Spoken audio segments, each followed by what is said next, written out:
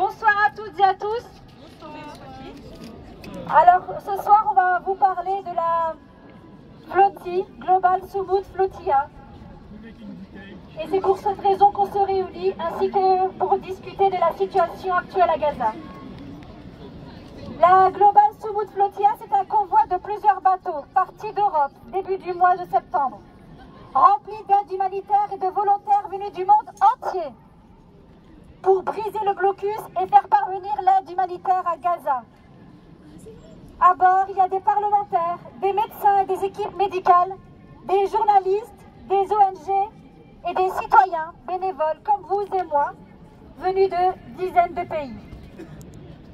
Des navires de la Grèce, d'Espagne, d'Italie et également de la Turquie accompagnent la flottille.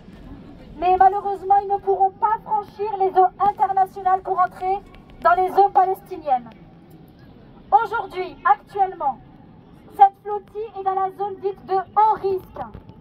À tout moment, les bateaux risquent d'être interceptés ou bloqués par les forces israéliennes, immobilisés ou empêchés d'accoster à Gaza.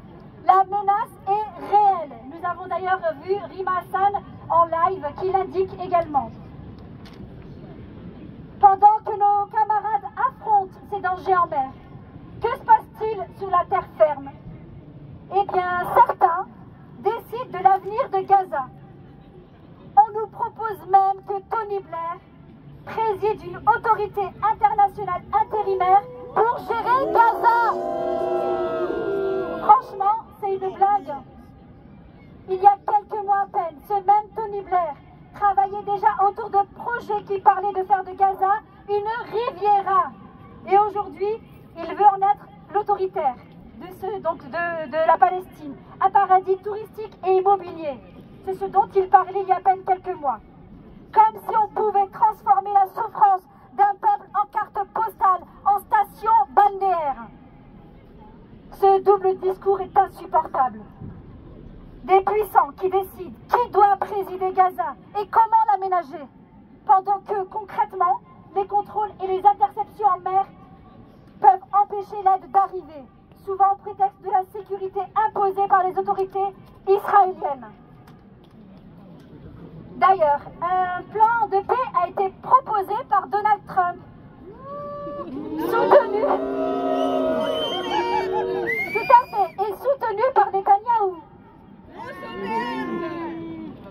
Ce plan prévoit, entre autres, un cessez-le-feu immédiat, soi-disant, la libération des otages, le démantèlement des capacités militaires du Hamas et un retrait progressif des forces israéliennes de Gaza. Mais ce plan intervient beaucoup trop tard. Le génocide contre le peuple palestinien a déjà été commis. Même si ce plan a été accepté par le Hamas, il ne pourra jamais réparer les vies perdues et les villes rasées. Il faut le répéter, un génocide a eu lieu. Et franchement, est-ce que vous y croyez? Avec tout ce que Benjamin Netanyahou a fait, comment peut-on lui faire confiance aujourd'hui pour respecter le cessez-le-feu? Qu'il n'a d'ailleurs pas respecté à l'époque, il y a quelques mois. D'ailleurs, il y a quelques jours, même pas 3-4 jours, il a indiqué à la télé, à l'ONU, qu'il fallait finir le travail à Gaza. Ouh, la honte. Donc ce n'est pas un plan de paix, c'est un plan de prolongation du génocide tout simplement. Cette initiative américaine ne cherche pas à répondre à la souffrance du peuple palestinien. Elle vise surtout à sauver Israël de son isolement, de ses échecs et des poursuites contre ses dirigeants. Elle efface les victimes de ces dernières années et tente de placer le destin de la Palestine sous contrôle étranger, donc de Tony Blair. Or, le peuple palestinien qui a résisté, qui a sacrifié ses vies, ses enfants et ses biens, a le droit de vivre dans la dignité et la liberté sur sa terre et de décider lui-même de son avenir. Donc, restons vigilants. Donc, dans les prochaines heures, suivons la flottille. Il faut aller sur les réseaux sociaux, sur Waves Freedom, je pense. Mais sinon, vous pouvez aller sur Instagram, sur Marche Palestine 67, marche avec un S. Sinon, j'ai ma camarade rappelle qu'il y a un QR code que vous pouvez flasher. Et avec ce QR code, vous arriverez sur un site qui permet de suivre la flottille en direct. Merci pour votre écoute. Et free, free, free Palestine! Free, free, free Palestine! Free, free, free Palestine! Free, free, free Palestine! Free, free Palestine! Free, free Palestine! تحيا تحيا فلسطين! تحيا تحيا فلسطين! تحيا تحيا غزة! تحيا تحيا غزة! تحيا تحيا غزة! تحيا تحيا غزة! Viva, viva Palestina! Viva, viva Palestina! Viva, viva Palestina! Viva, viva Palestina! From the river to the sea! Palestine will be free! From the river to the sea! Palestine will be free! From the river to the sea! Palestine will be free! From the river to the sea! Palestine will be free! Merci. Là, je vais laisser la parole à Perrine. Oui, je voudrais rajouter quelques mots à l'intervention. Je suis Perrine du collectif judéo-arabe et citoyen pour la Palestine. Et nous voyons dès aujourd'hui que ce plan est une blague, ce plan est une honte, exactement, c'est une honte. Et déjà, Netanyahou a dit qu'il n'allait pas quitter Gaza. Il l'a dit qu'il n'allait pas, que son armée n'allait pas quitter Gaza. Il l'a dit noir et blanc, noir sur blanc. Hein. C'est absolument incroyable. Et aujourd'hui, il faut sanctionner Israël. Les sanctions commencent. Il y a un peu partout maintenant des désinvestissements d'entreprises, des artistes qui ne veulent plus aller en Israël et des artistes qui appellent à boycotter. Il y a aussi la FIFA qui va peut-être, nous l'espérons bien, se désinvestir d'Israël, ne plus soutenir le foot israélien. Tout ça, c'est très important de faire pression sur Israël. La flottille nous le demande.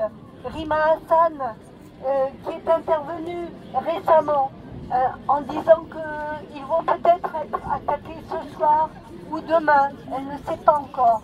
Hein. Mais elle a appelé à soutenir la flottille dès maintenant, mais avant même qu'ils soient attaqués. Après, bien sûr, on continuera de les soutenir, on continuera jusqu'au bout, jusqu'à ce que la Palestine arrive à gagner, jusqu'à ce que le rapport de force se renverse. C'est pour ça qu'on est là, c'est pour renverser le rapport de force.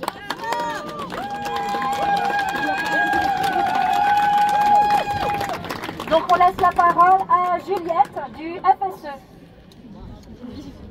Bonjour, je vais prendre la parole au nom de la Fédération syndicale étudiante.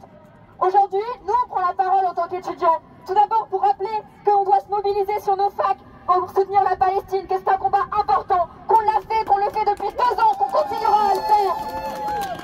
Que ça s'est manifesté malgré toutes les répressions qu'il y a eu, que ce soit le campement Palestine qui se fait déloger par la police à chaque fois, que ce soit les conférences interdites, c'est une forme de répression de l'État, c'est une forme de répression qu'on nous fait et on tente de nous faire taire, on tente de nous faire taire parce qu'on a raison de dire ça, on a raison de dénoncer ce génocide, on a des raisons de dénoncer les attaques contre les flottilles, la première flottille qui a subi de nombreuses attaques, des sabotages, celle-ci qui doit arriver en Palestine et on fera tout pour qu'elle coupe le blocus, pour qu'elle puisse y accéder, apporter l'aide humanitaire qu'elle a.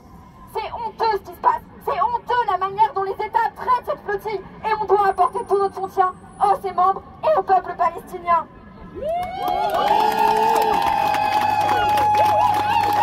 Récemment, Macron, comme d'autres États, ont reconnu l'État palestinien. Mais c'est pas une reconnaissance pour la reconnaissance de la Palestine, c'est une reconnaissance pour ne pas être complice d'un génocide, alors que nous, ce que nous demandons, c'est un État palestinien libre de la mer au Jourdain. La France continue à fournir des armes à Israël. Des entreprises d'armement continuent à être actionnaires de nos universités. Et ça ne doit pas avoir lieu. On pense à Thalès, qui a des places à l'université de Rennes, par exemple. On pense au partenariat avec les universités israéliennes. Tout ça, c'est encore une honte.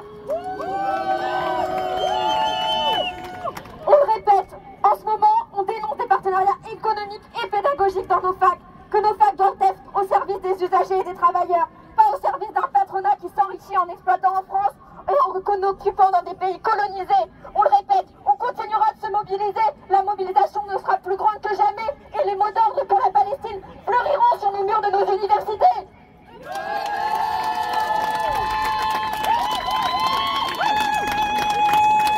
Merci à tous et merci à la mobilisation. Et on continuera, et n'hésitez pas à voir, il y aura très bientôt des actions sur l'université qui porteront des mots d'ordre pour la flottille, pour la Palestine et pour tous les pays colonisés.